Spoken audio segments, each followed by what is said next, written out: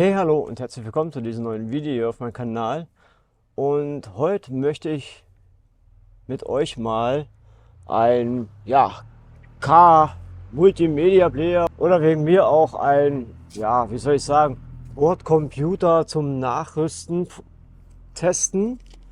Das habe ich mir jetzt ziemlich günstig geschossen und bin mal echt gespannt. Natürlich kann das einen richtigen Bordcomputer überhaupt nicht ersetzen, weil eigentlich ist das so, dass man dieses Gerät mit Android Auto verbinden kann und mit Apple CarPlay. Wir werden jetzt dieses Gerät hier mal auspacken, gucken mal, was alles drin ist.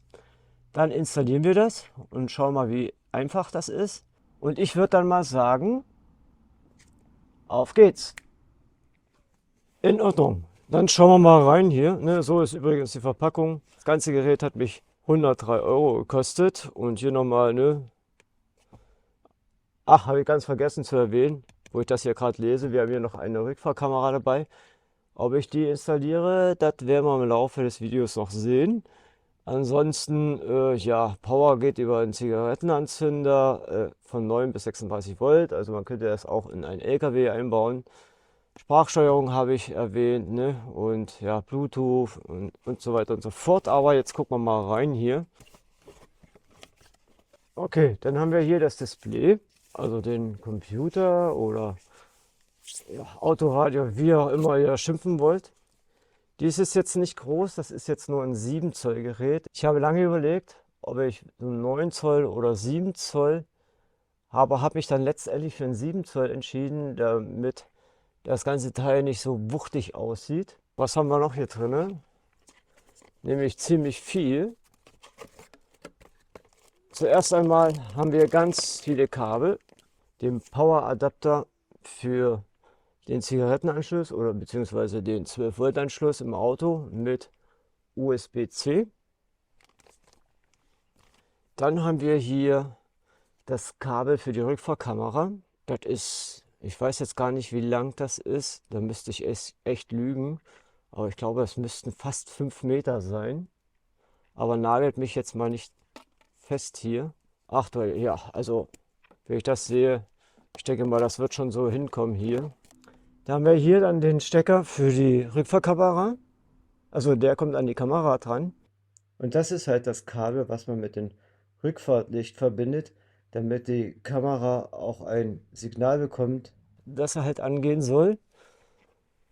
Und ja, es ist tatsächlich, ich würde fast wirklich tippen, das sind 5 Meter, ist auf alle Fälle richtig lang. Dann haben wir hier noch eine Halterung für die Windschutzscheibe mit Saugnapf, die man hier auch etwas ausfahren kann. Dann noch eine Halterung, die man auf das Armaturenbrett setzt. Dazu gehört dann noch hier so ein Klebepad. Ich weiß nicht, ob ich das mache, ob ich nicht lieber doch die Halterung für die Windschutzscheibe nehme. Die haben ja sogar noch Vorbohrungen drin, wo man noch schrauben kann, aber ich werde bestimmt nichts in mein Armaturenbrett schrauben. Hier haben wir noch eine Klebeplatte, falls man jetzt den hier nicht an die Windschutzscheibe kleben will, sondern eher vorne hin. Da kann man das dann halt so, ne?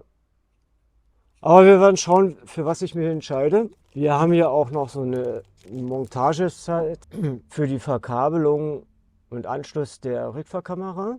Wir haben hier noch ein AUX-Kabel, womit man dann halt diesen kleinen Bordcomputer mit dem Autoradio über AUX verbinden kann. Und schlussendlich haben wir dann hier noch die Rückfahrkamera mit 2 Schräubchen und ein Klebepad. Und ja, so sieht das Teil jetzt aus. Jo, das war es gewesen. Wir schauen noch mal ganz kurz hier bei dem hier. Wie gesagt, auf der Front haben wir jetzt hier ein Mikrofon, weil man kann ja damit ja auch telefonieren. Dann haben wir hier auf der Oberseite einen Powerknopf. Wir haben hinten einen Lautsprecher verbaut. Unten haben wir dann den AUX-Anschluss, einen Schacht für eine Micro-SD-Karte, dann den Eingang für die Rückfahrkamera und um den Strom zu versorgen, einen USB-C-Anschluss.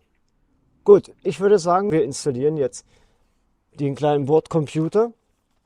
Ich denke mal, das sollte jetzt gar nicht mehr so schwierig sein. Und dann werden wir auch schon unsere ersten Tests damit machen. Ich würde jetzt sagen, wir schreiten tatsächlich jetzt zur Tat. Okay, ich habe mich jetzt tatsächlich für das Klebebett entschieden und für diesen Halter hier, den man eigentlich an die Windschutzscheibe anbringt. Dieses Klebepad werde ich tatsächlich hier in die Schräge anbringen.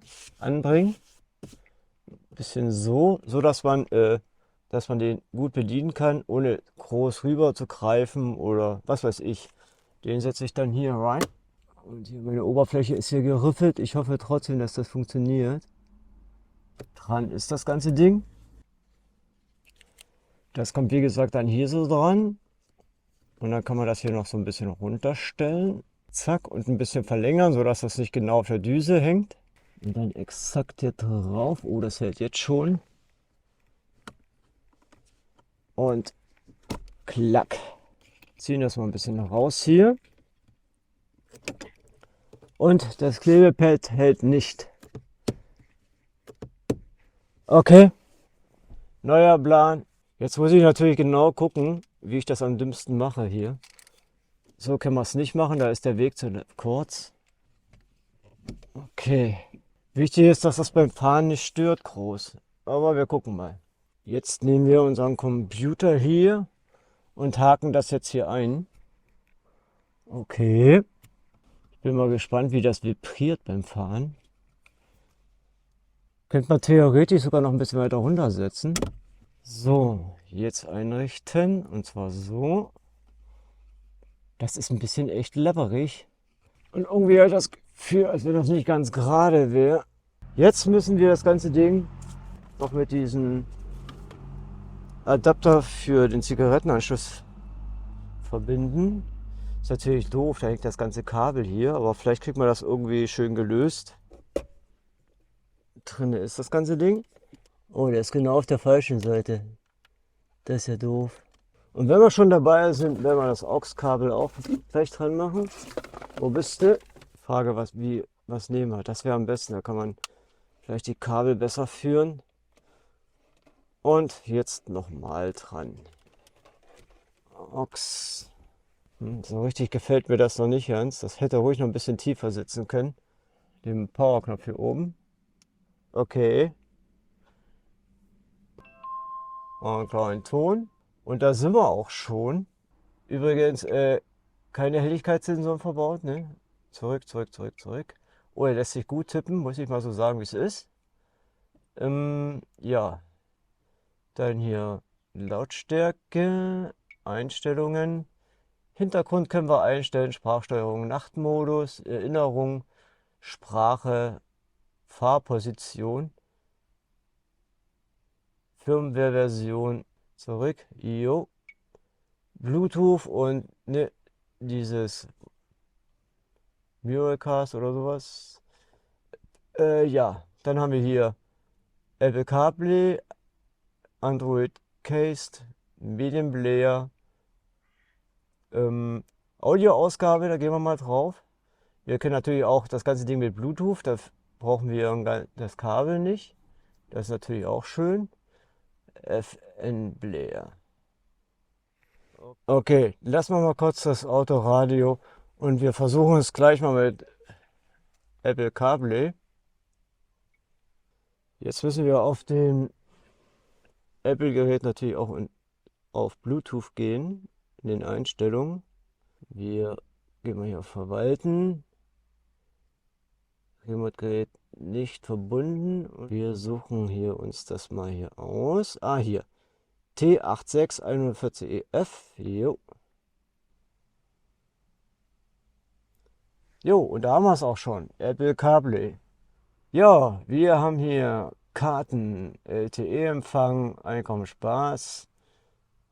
Was können wir hier noch machen? Musik, Telefon, Homescreen. Spotify können wir machen. Okay, ich habe jetzt noch die Rückfahrkamera mit angeschlossen und ein bisschen alles schön gemacht hier. Und jo, das funktioniert eigentlich ganz gut. Wir können ja noch mal, ich kann euch das noch mal zeigen. Ja, die Zündung an. So, wir sind auch gleich verbunden mit meinem Smartphone. Apple AirPlay funktioniert perfekt. Und übrigens, hier haben wir so einen Toucher, wo wir dann immer hier gleich in den Homescreen kommen. Oder halt dann, ne? Und wenn der stört, kann man sich den hier so schön verschieben, hier auf dem Display. Wir wollten Rückwärtsgang. Ich mache jetzt den Rückwärtsgang rein. Rückwärtsgang. Das Bild sieht ganz nice aus. Allerdings muss ich die noch kalibrieren. Hier ist das ein bisschen blöd. Und Rückwärtsgang raus und wechselt dann wieder auf den jeweiligen Screen, den wir gerade hatten. Kommen wir nochmal auf die Rückfahrkamera zu sprechen. Ich habe also das Kabel dann hier unten lang geführt, hier in die Gummidichtung durch, dann hier einmal so rum und die Verkleidung, genauso dann hier auf der, hier hinten so, dass man das nicht sieht, und bin dann halt im Kofferraum rum, und da ist dann mein Problem, ja, mein Nummernschild an der Heckklappe ist und ich habe keine Ahnung gehabt, wie ich das richtig lösen soll. Weil auch das Steuerkabel für den Rückwärtsgang, das wäre das rote. Und das rote, da, ich hoffe, ihr seht das, komm mal hoch hier, habe ich dann halt mit dem Rückfahrlicht verbunden. Bei mir war das ein grünes Kabel. Und dann kommt jetzt hier so ein scheiß Kabel hoch. Das sieht echt ätzend aus. Ja, und wenn das jetzt hier so runterklappt, sieht es natürlich echt scheiße aus. Vielleicht fällt mir da noch eine bessere Lösung ein. Aber das ist jetzt erstmal so, wie es ist. Und mal gucken, wie sich das so jetzt im Alltag schlägt. Was wir jetzt noch gar nicht gemacht haben, ist mit einem Android-Gerät das auszuprobieren. Das werden wir jetzt auch gleich machen. So, jetzt ist doch tatsächlich meine Aufnahme ab. Wir waren bei Android Auto. Wir verbinden das jetzt nochmal. Bestätigen. Jetzt müssen wir das bei dem Smartphone hier nochmal suchen. Das zeige ich bitte jetzt nicht, weil das ist nicht mein Smartphone. Und gehen dann in die Einstellung unter Bluetooth und suchen uns jetzt nicht Wi-Fi, wir suchen Bluetooth. Und suchen uns jetzt das Gerät T68 ist das hier. Verbindung wird hergestellt.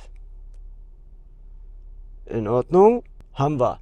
So, jetzt sind wir auch bei Android Auto. Die Standortdaten müssen noch eingegeben werden. Die sind jetzt hier nicht. Gut, okay. So sieht das aus. Hier würde jetzt also die Karte sein. Ich will jetzt hier nicht ganz so rumspielen. Wir hätten hier Google Maps also. Ne? Dann könnten wir hier Radio, wir können hier Anrufe machen, können wir hier alle Apps, die verfügbar sind bei Android Auto, ne? Amazon Musik, Messenger, achso, hier geht das nach unten, nach oben, Spotify, Telefon, Telegram, Wetter und WhatsApp, YouTube Music haben wir sogar hier, ja, und dies ist jetzt hier halt mit dem geteilten, so wie bei Apple CarPlay auch. Wir haben hier wir haben sogar hier zwei Benachrichtigungen. Und hier, glaube ich, das müsste für die letzte App. Und hier, wie gesagt, würde dann die Karte sein, beziehungsweise Google Maps, wie bei Apple Karte. Ich sag mal Apple Karte, also bei iPhone heißt das ja Karte nur. Und würden dann hier auch in Echtzeit die Daten, wo man lang fährt und kann dann, ne? Aber ich denke mal, das sollte so ähnlich sein. Freisprechfunktion für Hey Google, ne? Kann man alles mit Sprache machen. Ha, geht schon. Hallo. Okay, machen wir mal weg. Ja, also das funktioniert ganz gut. So sieht das aus mit, ja, Android Auto.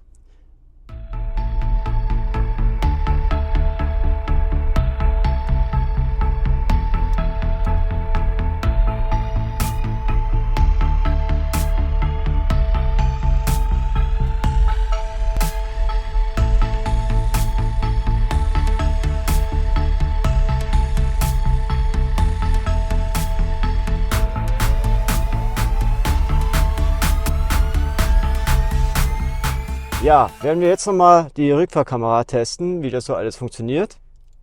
So, ich lege jetzt den Rückwärtsgang ein. Und der kommt sofort und können jetzt einparken. Und das werden wir jetzt auch mal machen. Wir fahren mal bis hinten hin. Ist jetzt natürlich eine leere Parkbucht, aber nur um mal zu testen. Also ich nehme doch den Spiegel mit. So, und wir fahren mal bis Mitte Rot und dann gucken wir mal, wie weit wir an dem Bordstein hinten sind.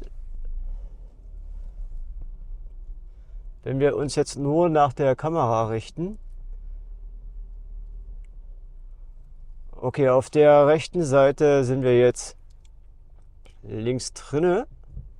Wir gucken mal. Ja, ich weiß nicht, ob ihr das seht, also wir sind noch ziemlich weit weg. Und wir setzen noch mal ein Stück zurück. Und nehmen jetzt noch mal das an und fahren jetzt bis, ja, hier hinten hin. Also bis Ende Bildschirm unten. Mal schauen, wie weit wir dann wegstehen. Okay. Wir gucken noch mal. Schon besser. Aber ich glaube, man könnte immer noch ein Stück zurück. Auf jeden Fall hat man einen guten Sicherheitsabstand. Wenn man jetzt, ja, mal angenommen, das wäre ein Auto und man würde jetzt hier die schwarze Kante, also den Rahmen von dem unteren Display als Stopp nehmen, weil eigentlich was richtig fehlt noch, um wirklich sicher zu sein. Also ich würde jedem empfehlen, der sich sowas nachrüstet, immer so noch einzuparken, wie ihr das gewohnt seid. So eine Kamera ist toll, um zu gucken, ob hinter einem Stein oder sowas ist oder auch beim Rückwärtsfahren, gebe ich zu. Aber um richtig sicher zu sein, nehmt bitte die Spiegel noch mit. Schöner wäre es, oder was hier noch fehlt, ist ein akustisches Signal. So ein Piepen, was dann, wenn man zu nah ist, dann durchgängig piept. Also wie man das halt von den, ja, teureren Automarken kennt, die das schon oder was heißt, von dem Autos kennt, wo das so serienmäßig schon eingebaut ist. Ja, also ein Abstandswarner quasi. Ansonsten, was mir aufgefallen ist, dass das Display echt schwingt. Ich habe das jetzt hier auf die Kabel gelegt, damit das eben nicht mehr so schwingt. Ich kann das euch ja mal zeigen. Ich werde das mal ein Stück nach oben drehen und dann fahren wir mal eine Runde. Und selbst bei Straßen, die relativ gut sind, nimmt das jede Bodenwelle mit und das ärgert mich. Also mich stört das persönlich sehr, dass das dann so schwingt. Also dieser Saugnapfhalter, keine Ahnung. Der hat auch viel Spiel nach links und rechts und kann das nicht ganz so genau, wie ich finde, einstellen. So, habe das Display jetzt mal hochgestellt und jetzt werde ich mal eine Runde fahren und ihr werdet feststellen, dass das teilweise echt schwingt und das finde ich so ein bisschen schade. Okay, auf geht's. Ich hoffe, das kommt so in der Kamera rüber. Es neigt sich jetzt hier auch schon wieder zur Seite und das finde ich ein bisschen doof. Also es geht jetzt schräg runter und das macht es irgendwie immer. Und wenn man hier, ich weiß nicht, ob man das auf der Kamera erkennt, aber ja, das finde ich schade. Weil so ist das Display nämlich gar nicht mal so schlecht. So, hab das jetzt wieder untergelegt und dann schwingt das nicht so. Was kann ich sonst noch sagen? Also die Touch-Bedienung ist wirklich super. Das geht alles butterweich, das freut mich. Die Helligkeit müsste man sich dann einstellen, separat, so wie es ist. Abends mache ich das dann meistens runter, aber am Tag vor allen Dingen, vor allem wenn Sonne ist, dann lasse ich das lieber hell. Und ja, was mir auch aufgefallen ist, wenn die Sonne tief steht oder wenn es richtig sonnig ist und das Display weiter so gerade gedreht ist, dann blendet das von der Rückscheibe aus. Also, beziehungsweise es blendet nicht, es spiegelt im Display. Das finde ich auch so ein bisschen so ein Thema. Aber ansonsten bin ich mit dem ganzen Teil ganz zufrieden. Was ich auch nicht hinbekommen habe, ist dass man das Android-Gerät per Kabel mit den 12 Volt Stecker hier verbinden kann, um so dann Android Auto. Das funktioniert irgendwie nicht. Entweder, keine Ahnung, ich habe es nicht hinbekommen. Android Auto geht genauso nur wie Apple AirPlay über Bluetooth. Und ich habe auch herausgefunden, wozu jetzt dieses FM ist. Das ist nicht für Radiosender, sondern da stellt man das Radio auf dieselbe Frequenz wie dieses Display, um so den Ton zu übertragen, wenn man jetzt nicht AUX, was ich übrigens auch nicht nutzen kann, da mein Radio nur einen AUX-Ausgang hat und keinen Eingang. Und deswegen nehme ich über Bluetooth, aber es klingt so ganz cool. Also ja, man kann natürlich auch den Ton nur über die Lautsprecher von dem Display angeben, aber das klingt wirklich nicht schön. Aber es würde gehen. Was ich noch sagen kann, telefonieren geht auch wunderbar. Und und dadurch, dass ja durch die Lautsprecher dann der Ton übertragen wird, hört man auch den Gegenüber echt super, auch bei lauten Fahrgeräuschen. Also passt schon. Ja, ansonsten wären wir jetzt quasi durch mit dem Video. Ich finde, dieses nachträgliche Multimedia-Display kann man ja eigentlich sagen. Ich finde es toll. Auch die Rückfahrkamera gefällt mir ganz gut. Wie gesagt, da aber bitte nach Spiegel fahren oder wie ihr immer das gewohnt seid einzuparken. Nehmt das nur, um mal zu gucken, ob hinten alles okay frei ist. Also ist meine Meinung. Wenn ihr natürlich da rausfindet, wie das am besten geht, könnt ihr das auch nehmen. Also ich bin da so ein bisschen vorsichtig. Ansonsten kann ich das Teil eigentlich empfehlen. 103 Euro hat mich das gekostet. Ich glaube, mittlerweile liegt der Preis bei 129, bin mir nicht ganz sicher. Aber vielleicht ist es ja mal wieder in Angebot. Und ich kann eigentlich nur einen Daumen nach oben geben. Also ich finde es toll.